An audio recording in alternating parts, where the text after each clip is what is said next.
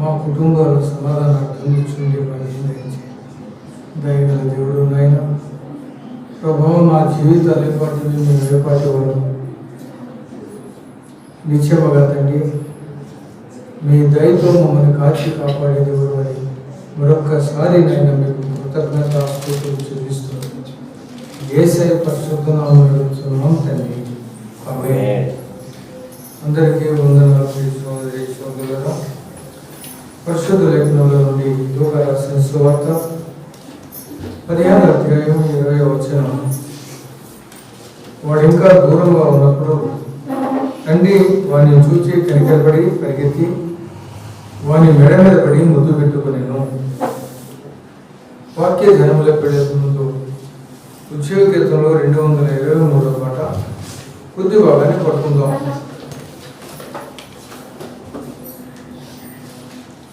మగము చూపుము నా తండ్రి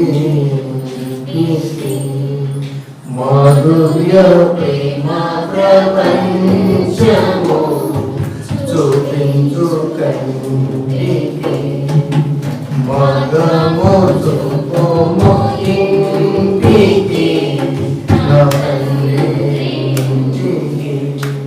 మాధుర్య ప్రేమ ప్రపంచము చూపించు కంటికి దూరదేశంలో బాగుండు నన్ను కొలుచు తప్పిది మార్గము కదలిపోయిరి నేను నమ్మిన స్నేహితులెల్ల తరిమేగాము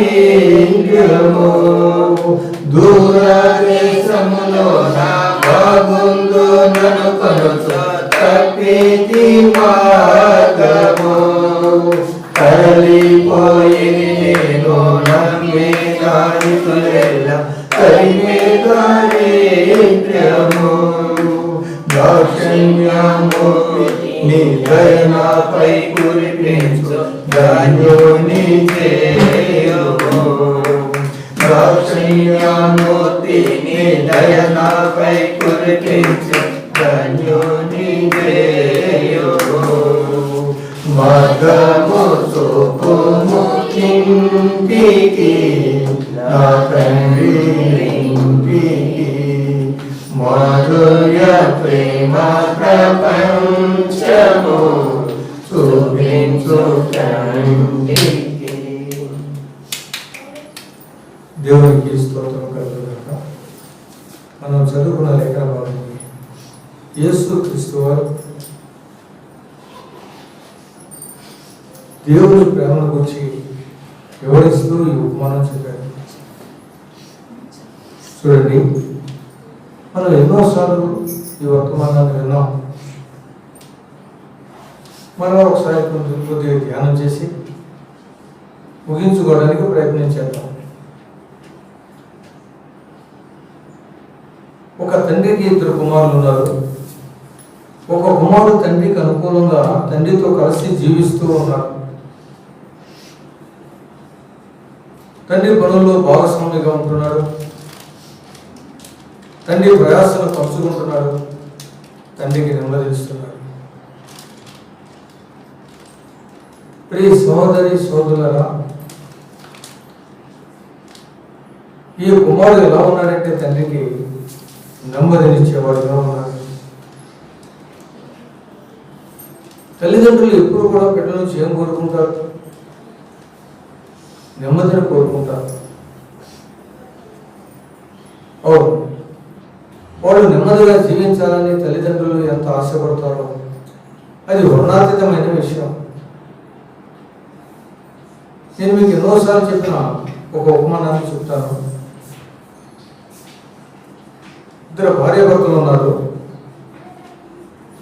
అతని తల్లి వారితో ఉండేది. ఆ తల్లిని చూడటం అతని భార్యకి ఇష్టం లేక ఆమె కాపురం విడిచిపెట్టి వెళ్ళిపోయింది. ఇతడు భార్యను విపరీతంగా ప్రేమించాడు. అలాంటి పరిస్థితుల్లో ఆమె ఏముందంటే, నీ తల్లి గుండెకాయ తీసుకుని నా దగ్గరకు వచ్చి చూపించు, నేను కాపురానికి వచ్చేస్తాను. సరే ఇతను ఇంటికి వచ్చాడు, ఆలోచిస్తున్నాడు, చాలా ఆలోచించాడు. ఏమైనా సరే నా భార్యతో నేను కలిసి జీవించాలి. ఇంకా మా అమ్మ మా బతికి అందుకోకపోతే ఇప్పటికే 75 ఏళ్ళు వచ్చేసినాయి, ఇంక ఉండేంటి పోయేంటి. సరే అమ్మ గుండెగా తీసుకెళ్ళి ఇచ్చేద్దామని చెప్పి ఓ గట్టి నిర్ణయానికి వచ్చేసాడు. అక్కడికి తల్లిని చంపేశాడు.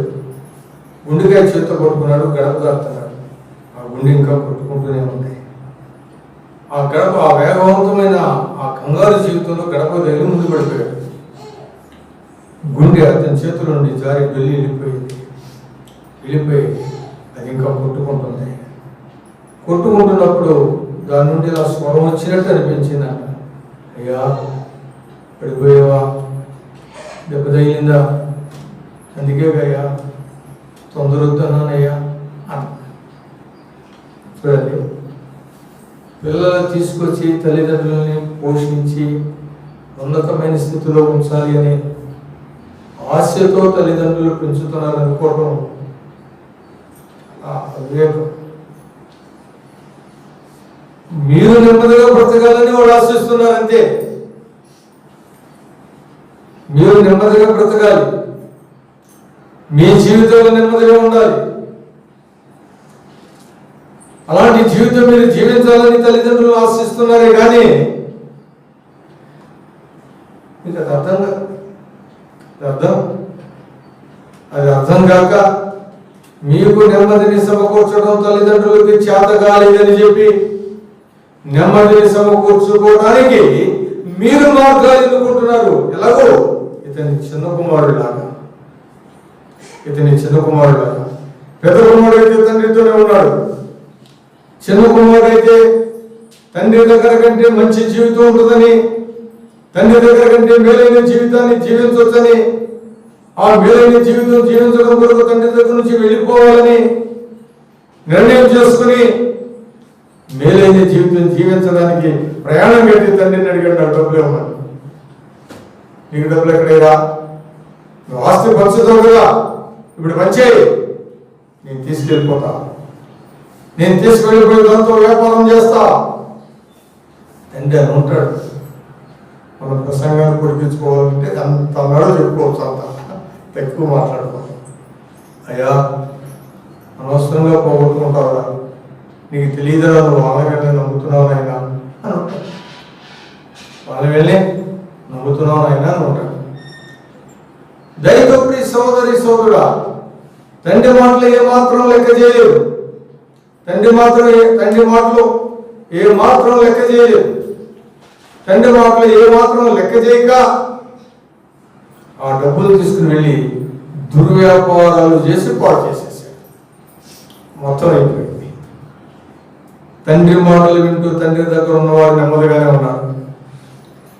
తండ్రికి చెప్పకుండా తానేదో బ్రతికేయాలని ఆశించి తండ్రి నుంచి పక్కకు వచ్చిన వాడు ఉన్నదంతా పోగొట్టేసుకున్నాడు. ప్రియ సోదరి సోదరులారా, బైబిల్ చాలా శ్రేష్టమైన గ్రంథం. ఒక వ్యక్తి బాగుపడాలి అంటే బైబిల్లో ఒక్క వచనం చాలు.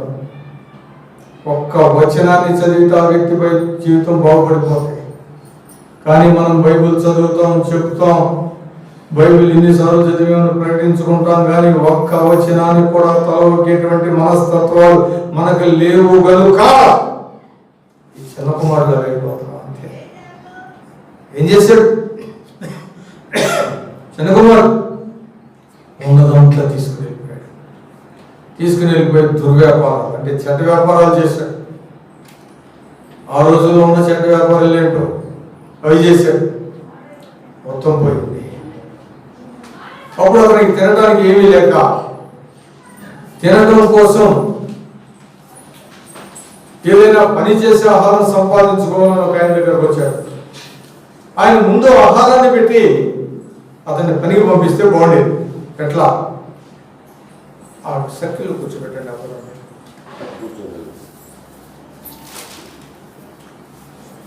అయితే ఇప్పుడు ఈ సోదరుడా ముందు వెళ్ళి పందులు మేపమన్నాడు. పందులు మేపడానికి వచ్చాడు. ఆకలేస్తుంది. ఒక్కొక్క పంది 2 పందులుగా కనపడుతున్నాయి. కళ్ళు బయలుదేరాడు. ఏం తినాలో చూశాడు.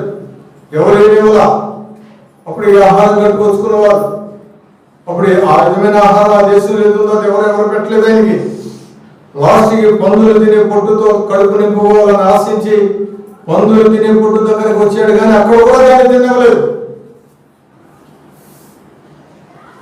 ఆ పందులు తినే పొట్టు కాడ కూర్చుని దాన్ని ఎవరు తిననీనప్పుడు వచ్చిన ఆలోచన అతనికి, నేను నా తండ్రి దగ్గరికి వెళ్తాను. నా తండ్రి ఇంట్లో ఎంతో మంది కూలివాండ్రకు సమృద్ధి అయిన ఆహారం కలదు. నేనైతే ఇక్కడ వేదన పడుతున్నాను. నేను నా తండ్రి దగ్గరికి వెళ్ళి, తండ్రి, పరలోకము విరుద్ధముగా నీ ఎదుట పాపము చేసి తిని ఇక మీద నీ కుమారుడు అనిపించుకున్నట్టు యోగ్యుడు కాను. నీ కూలి వాంతులు ఒకరిగా నన్ను పెట్టుకో అన్న తండ్రికి చెప్తాను అనుకున్నాడు. ప్రియ సోదరి సోదరుడా, అతనికి ఆ ఉన్న స్థితిలో, ఆ ఉన్న స్థలంలో అతని యొక్క జీవిత అవగాహన పరిపూర్ణంగా కలిగిందని చెప్పాలి. ఇప్పుడు నువ్వు ఎక్కడున్నావు? అతడు పందులు తినే పొట్టు దగ్గర ఉన్నాడు. నువ్వెక్కడున్నావు? ఎక్కడున్నావు? నీకేమైనా అవగాహన అవుతుందా? నువ్వు పందులు తినే పొట్టు దాకా వెళ్ళకూడదని ఈ వాక్యం రాయబడింది. ఇక్కడ నీవు పందులు తినే పొట్టు దాకా వెళ్ళకూడదని ఈ వాక్యం ఇక్కడ రాయబడింది. ఈ వాక్యం చూసేసరికి మా వయసు అయిపోయింది. వాక్యాన్ని విని దాన్ని బట్టి జీవించేటువంటి వయసును దాటిపోయాం. వాక్యం మనకు పరిపూర్ణంగా అర్థమయ్యేసరికి నీవు ఆ చిన్న కుమారుడు మాదిరిగా పందులు పందులు పందులు తినే పొట్టు దగ్గరికి వెళ్ళకూడదని నీ కొరకు ఈ వాక్యం రాయబడింది. నీకు తెలుసా? ఎక్కడున్నావు? అర్థమవుతుందా? జీవితం అవగాహన అవుతుందా? తల్లిని కాదని, తండ్రిని కాదని ఎక్కడికో వెళ్ళిపోతే ఎక్కడుంటావు? భర్తను కాదని ఎక్కడికో వెళ్ళిపోతే ఎక్కడుంటావు? భార్యను కాదని ఎక్కడికో వెళ్ళిపోతే ఎక్కడుంటావు? అర్థమవుతుందా? జీవితం అవగాహన అవుతుందా? ప్రియ సోదరి సోదరులారా, చాలా తేలిగ్గా తీసేసుకుంటాం మాటలు. మనకేం పట్టవు. కారణం ఏంటంటే ఒక్క విషయాన్ని చెప్పి ముందుకు వస్తాను. ఈ కూలి ఇతర పెద్ద కొడుకు పందులు కాయడానికి వెళ్ళినప్పుడు ఆ పొట్టు తింటానికి వచ్చినప్పుడు అక్కడ ఆయనతో పాటు పందులు కాసే నాలాంటి ఒక ఆయన నుండి ఏమన్నా మాట్లాడుతుందా, పొట్టు తింటానికి మంచిది తింటామని పొట్టు బాగా ఎంత అందించి ఒక లోపల మంచిని తెచ్చి ముందర మంచిని తెచ్చి తాగిస్తే ఈ పొట్టు తినడానికి అలవాటు పడిపోతాడు, కానీ తండ్రి వైపు చూడటానికి అలవాటు పడడు. ఈ పొట్టుతో జీవితం గడుపుకోవడానికి అలవాటు పడిపోతాడు. అదేవిధంగా మనం ఒక రకమైన జీవన విధానానికి అలవాటు పడిపోయాం. మన ఆలోచనకి మనం అలవాటు పడిపోయాం. ఇబ్బందుల నుంచి దూరంగా రావాలనే ఆలోచన, ఇబ్బందుల నుంచి బయటకు వచ్చేయాలనే ఆలోచన, ఇబ్బందులు అధిగమించాలి అనేటువంటి జీవిత ఆలోచన మనకు లేవు. అదొక స్టైల్. ఎవరి స్టైల్ వాళ్ళదే, ఎవరి జీవితం వాళ్ళదే, ఎవరు ఆకృత వాళ్ళదే, ఎవరు ఇచ్చ వాళ్ళదే, ఎవరు పరుగులు వాళ్ళదే. కనుక జీవితం అవగాహన కావట్లేదు. అవ్వదు. ఎప్పుడు అవుద్ది? పందులు తినే పొట్టుగా కూర్చున్నప్పుడు అవుతుంది. ఖచ్చితం అండి. వాక్యం అంతే, ఖచ్చితంగా అంతే. తల్లిదండ్రుల సంరక్షణలో జీవితాన్ని గడుపుకోకుండా, తల్లిదండ్రులకు లోపడకుండా, తల్లిదండ్రులకి బాధ కలిగిస్తూ, వేదన కలిగిస్తూ జీవిస్తున్న వారి జీవితం ఎక్కడ ముగుస్తుంది? పందులు తినే ఖచ్చితం అండి. అప్పుడు అంటారంట సామెతల గ్రంథం ఏమని, అయ్యో నా బోధకుల మాట నేను ఎలా త్రోసివేసి తిని, నా బోధకుల మాట నేను ఎందుకు వినలేదు? ఆ రోజే నేను వారి మాట విన్నట్టయితే నాకెంత చక్కటి, ఇంత నీచ స్థితి కలిగేది కాదు. నా బోధకుల మాట నేను విన్నట్టయితే, నా తండ్రి ఉపదేశం నేను విన్నట్టయితే, నా తల్లి మాటలకు నేను చెవి ఎక్కినట్టయితే ఇలాంటి దుర్గతి కలిగేది కాదని నువ్వు అనుకోకుండా దేవుడు చేస్తాడు. ఊరుకుంటాడు అనుకున్నావా? ఖచ్చితంగా నీకు ఆ స్థితి కలిగేస్తాడు. ఎందుకని వాక్యం నెరవేరాలి. వాక్యం నెరవేరాలి కనుక తండ్రి నుంచి దూరంగా వెళ్ళిపోయింది నీ జీవితం ఏమవుతుందో తెలుసా? తల్లి నుంచి దూరంగా వెళ్ళిపోయింది నీ జీవితం ఏమవుతుందో తెలుసా? ఎగతా నేనేమన్నా శ్వాసించగలరా? దేశం రాష్ట్రాన్ని శ్వాసించగలరా? ప్రపంచాన్ని శ్వాసిస్తానా? మహాజ్ఞానిగా ప్రియ సోదరి సోదరుల భార్యని శ్వాసించడం ఎవరిని శ్వాసిస్తాం? ఎవరు చెప్పడం? జరగదనుకున్నావా? ఖచ్చితంగా జరుగుద్ది. మీరు ఇప్పుడు ఏ శిక్ష అనిపిస్తున్న వారినైనా చూసుకోండి. వాళ్ళు ఆ శిక్ష అనిపించడానికి కారణం ఏంటో బైబిల్లో రాయబడి ఉంటుంది. ఖచ్చితంగా వాళ్ళు ఆ పని చేస్తుండకపోతే నన్ను అడగండి. ఖచ్చితంగా పని చేస్తుండకపోతే నన్ను అడగండి. అవును ప్రియ సోదరి సోదరులారా, చాలా జాగ్రత్తగా ఆలోచించి వాళ్ళు ఆ పని చేస్తారు. చేశారు కనుక ఆ శిక్ష అనిపిస్తున్నారు. అవును, తెగుళ్ళు, రకరకాల తెగుళ్ళు, రకరకాల వ్యాధులు, రకరకాల సమస్యలు, రకరకాల మరణం. ఒక్కొక్క దానికి ఒక్కొక్క కారణం ఏమిటి అనే దాన్ని చూడండి. ఆ వ్యక్తి అలా చనిపోయిన వ్యక్తికి ఏ పాపం చేస్తుంటాడో బైబిల్లో వెతకండి. అది కనిపించకపోతే నన్ను అడగండి. కాబట్టి ప్రియ సోదరి సోదరులారా, తండ్రి నుంచి దూరంగా వెళ్ళిపోయి, ఏదో ఆశించి తల్లి నుంచి దూరంగా వెళ్ళిపోయి, ఏదో ఆశించి భర్త నుంచి దూరంగా వెళ్ళిపోయి, ఏదో ఆశించి భార్య నుంచి దూరంగా వెళ్ళిపోయి నేను శిక్షను పెంచకపోతే బైబిల్ వ్యర్థం ఖచ్చితంగా అనిపిస్తాం. ఆ రోజు ఏమంటావు? అయ్యో నా బోధకుల మాట ఇట్లా వినకపోయాను. అప్పుడు విన్నా లాభం లేదు, వినకపోయినా జీవితం అంతా అయిపోయినాక విన్నాం మేము. ఇప్పుడు నా జీవితం అంతా అయిపోయింది, నేను విని లాభమే ఉంది. అవును ప్రియ సోదరి సోదరులారా, చాలా జాగ్రత్తగా ఆలోచించి జీవితం అంతా అయిపోయినాక నేను చేయగలిగింది ఏమీ లేదు. నాలాంటి దుర్గతి మీకు పట్టకూడదని దేవుడు నాకు ఈ వాక్యం చూపించి, నాలాంటి దుర్గతి, ఆ వాక్యంలో ఉన్న చిన్న కుమారుడు లాంటి దుర్గతి నీకు పట్టకూడదని నన్ను ఒప్పింపజేస్తూ ఆ వాక్యాన్ని మీకు వివరింపజేస్తూ ఉంటే టైం ఎంత చూస్తారా? ఇది ఎప్పుడు అవుతారు? ఏం చేస్తారు? ఏం చేస్తున్నారు? చాలా జాగ్రత్తగా ఆలోచించి భూమి గతించిన, ఆకాశం గతించిన, దైవ లేఖనం ఏ మాత్రమో గతించదనే సత్యాన్ని అర్థం చేసుకో. ఆ చిన్న కుమారులాగా నువ్వు పుట్టు తినకూడదు. ఆ చిన్న కుమారులాగా నువ్వు ఇబ్బందులు పడకూడదు. ఆ చిన్న కుమారులాగా నువ్వు అవమానాలు పడకూడదు. ఆ చిన్న కుమారులాగా పుట్టి నుంచి నిన్నెవరు నిశ్చయకూడదు. అది నీ దేవుడు చూడలేడు, అది నీ తల్లిదండ్రులు చూడలేరు. దైవ ప్రియ సోదరి సోదరుడా, ఎంతో గొప్ప ఉపమానం రాయబడింది ఎందుకు? ఎంతో గొప్ప ఉపమానం రాయబడింది ఎందుకు? చాలా తేలిగ్గా తీసుకుని వదిలిపెట్టేది కదా. అందుకేనా బైబిల్ ఉంది, అందుకేనా రాయబడింది, అందుకేనా ఇదిగో దేవుని ఆ యొక్క లేఖనాన్ని మనకి స్థిరపరచడం కొరకు యేసు క్రీస్తు వారిని శిలువ మీద వేలాడదీసింది. వాక్యాన్ని నమ్మకుండా ఉండడానికేనా? వాక్యాన్ని నమ్మకుండా ఉండడానికేనా? ప్రియ సోదరి సోదరుడా, చాలా జాగ్రత్తగా ఆలోచించి చిన్న కుమారుడికి గుర్తొచ్చింది. నేను లేచి నా తండ్రి దగ్గరికి వెళ్తాను, నా తండ్రి పాదాలు పట్టుకుంటాను. తండ్రి, పరలోకమునకు విరుద్ధముగా, ఎవరికి విరుద్ధంగా నువ్వు చేస్తున్న పాపం? ఎవరికి విరుద్ధంగా? ఎవరికి విరుద్ధంగా పాపం చేస్తున్నావు? నువ్వు అనుకోవచ్చు తాగుబోతైన నా తండ్రి ఆయనకి చెప్పైన పర్లేదు అనుకోవచ్చు. కానీ నువ్వు ఆయనకి చెప్పకుండా చేయటం, లేదా ఆయన తృణీకరించడం, లేదా ఆయన దూషించడం, లేదా ఆయన అవమానపరచడం చేస్తున్న పని నువ్వు నీ తండ్రికి విరుద్ధంగా అనుకుంటున్నావు. కానీ అది పరలోకానికి విరుద్ధంగా నీకు అర్థం కావట్లేదు. ఎందుకని పరలోకానికి విరుద్ధంగా? ఒకే విషయాన్ని చెప్పి అర్థమయ్యేట్టుగా ఈ విషయం కొంచెం చూసుకుని ముందుకు వెళ్ళిపోతాం. ఇద్దరు భార్య భర్తలు ఉన్నారు. ఆ భర్త బాగా తాగుబోతు, భయంకరంగా తాగుతూ ఉంటాడు. ఆ తాగుతుండే తాగుబోతుకి ఒక స్త్రీ నుంచి పెళ్లి చేశారు. ఆయన తాగుబోతే ఏమేమో సినిమాలు చూస్తారు, సినిమాలు పిచ్చి అనుకుంటాం.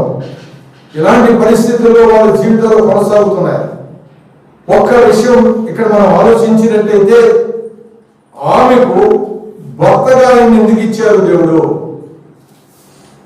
ఆయనకు ఆమె ఎందుకు భార్యగా ఇచ్చారు? ప్రభు. అర్థమవుతుందా నీకు? అర్థమవుతుందా? ఆ వ్యతిరేక మనస్తత్వం కలిగిన వారితో జీవిస్తూ, దేవుని మహిమపరచాలి. అవును, ఓర్పు లేని నీకు ఓర్పును కలిగించడానికే గొడిగే భర్తనిచ్చాడు ఆయన ఎంత గొడిగినా ఓర్చుకోగలగాలి. ఆ గొడిగే భర్త లేకపోతే ఓర్పు అనేది నీలో కనపడదు. నువ్వు ఓర్చుకుంటావా లేదని పరలోకమున్న దేవుడు నీకు గొడిగే భర్తనిస్తే, ఆ గొడిగే భర్త మీద నువ్వు లేనిపోయిన మోడాలేసి లేకపోతే హింసించి అతను విడిచిపెట్టి పక్కకు వచ్చావంటే పరలోకానికి విరుద్ధంగా చేస్తున్నావు. ఎవరు విరుద్ధంగా? పరలోకానికి విరుద్ధంగా చేస్తున్నావు. దైవ ప్రియ సోదరి సోదరుడా, నువ్వు అనుకోవచ్చు నువ్వు తల్లిదండ్రుల విరుద్ధంగా చేస్తున్నానని, భర్తకు విరుద్ధంగా చేస్తున్నానని, వీడికి అలాగే చేయాలి, దీనికి అలాగే చేయాలి అని అనుకునే వాళ్ళు చాలా మంది ఉన్నారు. కానీ మీరు వాళ్ళకి విరుద్ధంగా చేయటం లేదు, పరలోకానికి విరుద్ధంగా. ఇదే మాట ఆదికాండంలో కూడా చూస్తాం. యోసేపు కూడా అంటాడు, ఎంత ఘోర దుష్కార్యం చేసిన దేవుడికి విరోధముగా నేను ఎట్లు పాపము. అక్కడ పాపం చేస్తే యోసేపు ఎవరికి వ్యతిరేకంగా ఎవరికి బాధ కలిగిస్తాడు? పోతీఫరుకి. కానీ ఆ మాట పలకట్లేదు ఇక్కడ పోతీఫరు. ఇదిగో నేను ఈ యొక్క పాపం ఈ కార్యం చేసి పోతీఫరు భార్యతో మాట్లాడి పోతీఫరుకు ఎలా నేను బాధను కలిగిస్తాను అనలేదు. ఇంత ఘోర దుష్కార్యం చేసి పరలోకమునకు విరుద్ధంగా నేను ఎట్లు పాపం చేస్తాను. ఓ ప్రియ యవనస్తులారా, మీరు తల్లిదండ్రులకు వ్యతిరేకంగా చేస్తున్న ప్రతి క్రియ నీ దేవునికి వ్యతిరేకంగా చేస్తున్నావు. దానికి నీ దేవుడు ఊరుకుంటాడు కూడా. ఊరుకుంటే వాక్యం ఏం కావాలి? ఈ చిన్న కుమారుడు పొందు తినేటువంటి వాక్యం ఏం కావాలి? అది అసత్యమా? తల్లిదండ్రులతో కలిసి జీవించలేక బయటకు వచ్చిన వారు పొట్టు తినాల్సిందే. చాలా జాగ్రత్తగా ఆలోచించి ఆ రీతిగా కుమారుడు బయలుదేరేస్తున్నాడు. మాసిపోయిన గుడ్డలు చింపిరి గెట్టం మురికి దాంతో వెళ్తా ఉంటే కుమారుడు దూరం నుంచి చూసేస్తాడు. ఆ స్థితిలో కూడా తన కుమారుడు గుర్తుపట్టుకోగలిగాడు. ఎందుకని కుమారుడు కోసమే చూస్తా ఉన్నాడు. ఆ కుమారుడు చూసి దూరం నుంచి పరిగెత్తుకుంటూ వచ్చి వేగంగా కుమారుడు దగ్గరకు వచ్చి ఆ వాసన భరించలేక ముక్కు మూసుకుని, ఎవరక్కడ ఇతనిని తీసుకెళ్లి పన్నీరుతో స్నానం చేయించి సుగంధ ద్రవ్యంలో పూసి మంచి వస్త్రములు కట్టి నా దగ్గరకు తీసుకురాడు, ఇతడు నేను ముద్దు పెట్టుకోవలేదు అన్నాడా? అలా మురికిగా ఉన్న కొడుకు మీద పడిపోయి ముద్దు పెట్టేసుకుంటున్నాడు. ముద్దు పెట్టేసుకుంటున్నాడు. కారణం ఏంటి? కుమారుడి స్థితిగతులను చూడలేదు తండ్రి, కుమారుని చూస్తున్నాడు. స్థితిగతులను చూడలేదు, కుమారుని చూస్తున్నాడు. చాలా మంది తల్లిదండ్రుల యొక్క స్థితిగతులు చూస్తారు, తల్లిదండ్రులను చూడరు. చాలా మంది భర్త యొక్క స్థితిగతులు చూస్తారు, భర్తను చూడరు. చాలా మంది భార్య యొక్క స్థితిగతులు చూస్తారు, భార్యని చూడరు. దైవ ప్రియ సోదరి సోదరుడా, అది ప్రేమ కానీ ఎలా ఉన్నా సరే ఆ వ్యక్తిని ఆదరించడమే నిజమైన దయతో చాలా జాగ్రత్తగా ఆలోచించి అలాగూ ప్రేమించే దేవుడు నీకున్నారు. ఆ దేవుడు తర్వాత నేను అలాగూ ప్రేమించేది ఖచ్చితంగా నీ తల్లిదండ్రులే. ఎవరు? నీ తల్లిదండ్రులే, ఖచ్చితంగా నీ తల్లిదండ్రులే. ఏం చేస్తారా? దయతో చాలా జాగ్రత్తగా ఆలోచించి ప్రియ సోదరి సోదరులారా, 3 ఆరాధనలో చెప్పిన వాక్యం ఇదే. ఇంకా 2 ఆరాధనలు పెట్టి ఇదే చెప్తున్నా. ఎందుకంటే అందరికీ ఒకే వాక్యం వినిపించాలని ఈ కరోనా సమయాల్లో ఇలా 3 ఆరాధన సమయాల్లో చెప్పే విధానం ఇదే. దయతో చాలా జాగ్రత్తగా ఆలోచించి. కాబట్టి నిన్ను ప్రేమించే నీ తండ్రి ఉండగా నువ్వు పందులు తినే పొట్టు దాకా వెళ్ళొద్దు. నిన్ను ప్రేమించే నీ భర్త ఉండగా పందులు తినే పొట్టు దగ్గరికి వెళ్ళొద్దు. నిన్ను ప్రేమించే నీ భార్య ఉండగా, నిన్ను ప్రేమించే నీ తల్లిదండ్రులు ఉండగా, అంతేకాదు నీవు ప్రేమించాల్సి వస్తే వారి స్థితిగతులను చూడవు. భర్తగా ప్రేమించు, భార్యగా ప్రేమించు, తల్లిదండ్రులు కనుక తల్లిదండ్రులుగా ప్రేమించు. ఏం చేస్తున్నా? దయతో ప్రియ సోదరులారా, ఎంత గొప్ప ఉపమానం ద్వారా మనం నేర్చుకోగలుగుతుంది ఏమిటి? ఏం నేర్చుకుంటున్నాం? తండ్రి నుంచి దూరంగా వెళ్ళిన వాడు పొట్టు తినక మానడు, పొట్టు తినక తప్పదు. దయతో చాలా జాగ్రత్తగా ఆలోచించి, అలాగే కుటుంబీకుల నుంచి దూరంగా వెళ్ళిన వారు ఇబ్బందులు పడక, కానీ నీ దేవుడికి లోబడు, దేవుని దగ్గరగా ఉన్నట్టుగా నీ కుటుంబంతో కట్టుబడు, నీ కుటుంబానికి కట్టుబడు, నీ కుటుంబిక మాటలే విను, నీ కుటుంబీకులతో కలిసి జీవించు, నీ కుటుంబీకులను సంతోషపరచు, నీ కుటుంబీకుల కొరకు ఏది చేయగలవో, ఎంత చేయగలవో అంత ఖచ్చితంగా చేయి. ప్రార్థన చేసుకుందాం.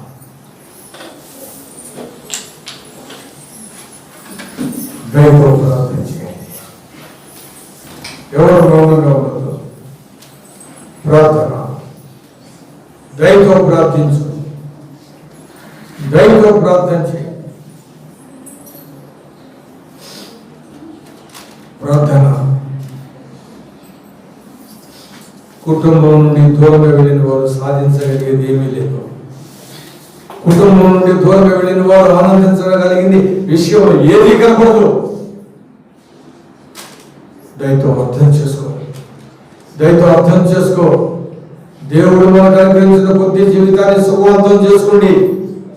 దేవుడు అనుగ్రహించిన కొద్ది జీవితాన్ని సుఖవంతం చేసుకోలేక ఈ వేదనతో ఆఖరి దినాలు గడుస్తున్నాయి.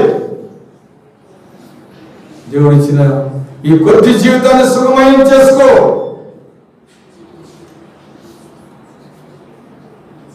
ప్రియ సోదరులారా, అదొక లైఫ్ స్టైల్కి అలవాటు పడిపోయాం, అదొక జీవన విధానానికి అలవాటు పడిపోయాం,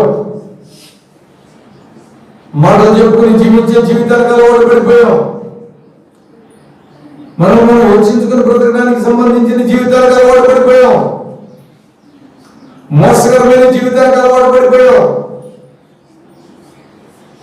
ప్రియ సోదరులారా, ఏ జీవితంలో ఉన్నవాడు ఆ జీవితంలో అక్కడే ఉంటాడనేది అసంభవం. అది అలవాటు.